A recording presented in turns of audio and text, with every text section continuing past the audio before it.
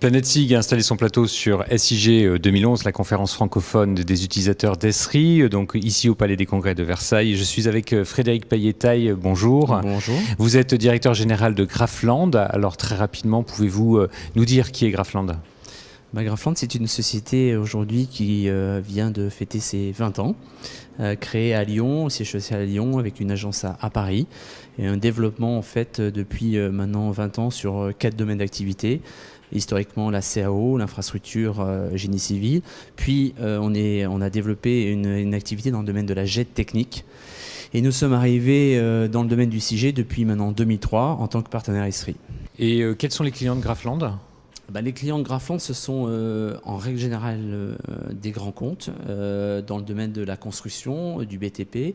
On travaille avec les grands donneurs d'ordre comme Bouygues, comme Vinci, Eiffage. On travaille beaucoup avec des sociétés comme GRT Gaz. On travaille avec des sociétés dans le domaine des réseaux d'eau comme Veolia par exemple. Et des collectivités également ? Aussi des collectivités comme la ville de Grenoble, le Grand Dijon, la ville de Saint-Nazaire. On travaille pour différentes grandes collectivités comme ça. D'accord, donc partenaire Esri depuis 2003, exposant ici sur cette SIG 2011, mais depuis de nombreuses années maintenant. Plusieurs salons. Plusieurs salons. Alors, et vous venez avec un sujet assez intéressant et puis une plaquette qui est à peine sèche, une marque qui est toute jeune. Tout à fait. Puisqu'on va parler avec vous d'interopérabilité. Vous lancez donc cette nouvelle marque qui s'appelle InTop. Une marque, un concept. De quoi s'agit-il exactement ? C'est un peu tout ça, vous avez raison. C'est une marque, un concept. En fait, Grafland a tout simplement voulu, à travers InTop, conceptualiser notre démarche maintenant depuis à peu près 3-4 ans. 3-4 ans, cette démarche a démarré par rapport à ce que je vous ai évoqué au départ, différents domaines d'activité, la CAO, la GED et le SIG, qui nous ont permis d'avoir vraiment des expériences terrain près de nos clients qui sont en règle générale des grands comptes, aujourd'hui industriels, ou des grandes collectivités locales.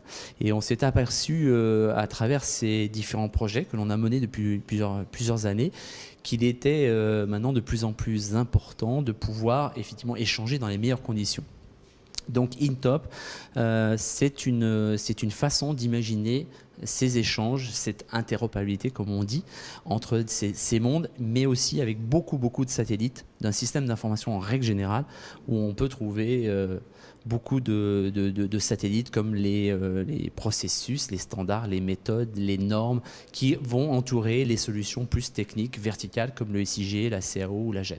Alors la philosophie d'InTop, c'est de partir de l'existant, de créer des passerelles pour pouvoir mieux échanger ces différentes données entre différents partenaires en interne et en externe d'une entreprise. Tout à fait. La particularité de notre démarche, c'est qu'on est vraiment dans le monde réel. Il y a beaucoup de recherches, on essaie d'imaginer beaucoup de choses autour de ces questions d'interopérabilité aujourd'hui. Beaucoup de grosses sociétés imaginent des solutions. Nous, Grafland, on est vraiment dans un domaine très réel, pragmatique, où on essaie d'apporter, dans le contexte des projets que l'on est en train de suivre, des solutions pour échanger dans les meilleures conditions.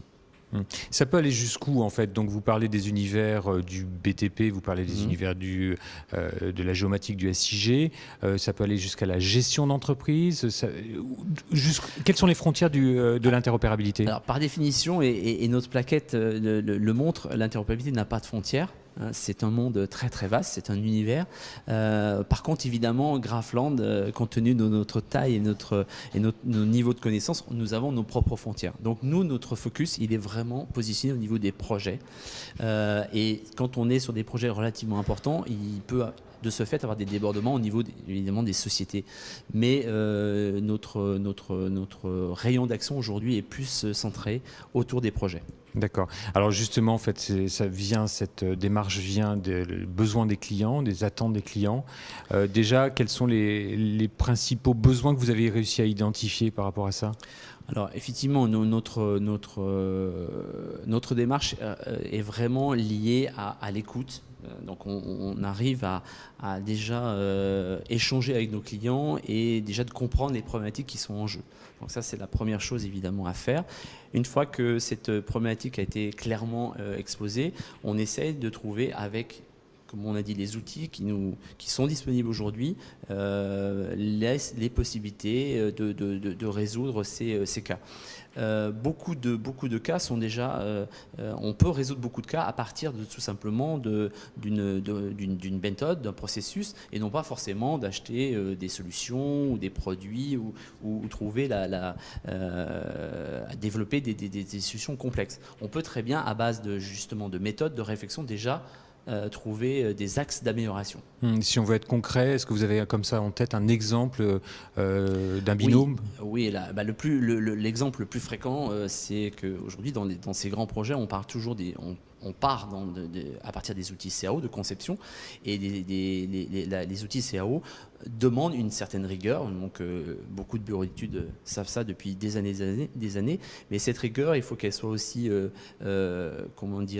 vue à partir d'un processus plus global aujourd'hui. Donc, évidemment, on parle de charte graphique, on parle de standards, de référentiels, mais tout ça, ça doit être vu à l'échelle d'un projet qui est traité avec plusieurs sociétés, donc par définition plusieurs standards, plusieurs référentiels. Donc c'est regrouper déjà ça dans un objectif d'intégrer ces données dans les meilleures conditions possibles. Donc ça, c'est la première base, la première brique complètement indispensable, c'est de travailler déjà sur le format CAO, ce qui est un petit peu notre dada aujourd'hui.